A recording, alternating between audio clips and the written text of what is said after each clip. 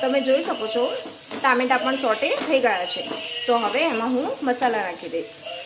તો ફર્સ્ટ હું નાખીશ હળદર, મરચું થોડીક વધારે ક્વોન્ટિટીમાં, બિકોઝ અમારે તીખું ખાવા જોઈએ છે। થોડોક ગરમ મસાલો અને ધાણા જીરું। બસ હવે મિક્સ કરી દઈશું બધા મસાલા।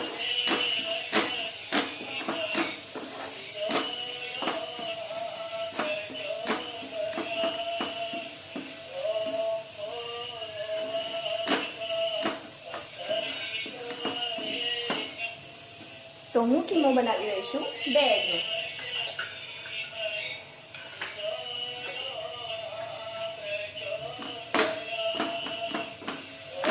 તો હવે હું એડ કરી દઈશ એગ।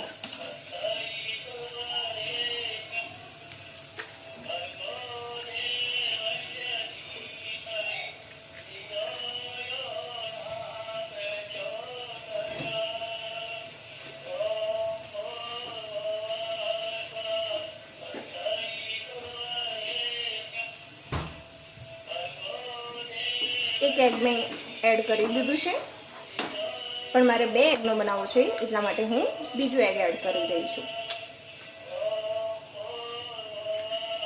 તો 2 એગ મેં એડ કરી લીધા છે। હવે ગેસની ફ્લેમ આપણે ફાસ્ટ કરી દઈશું, જેથી ખીમો સતત હલાવતા રહીશું અને આવો ઓઇલી નહીં રહે।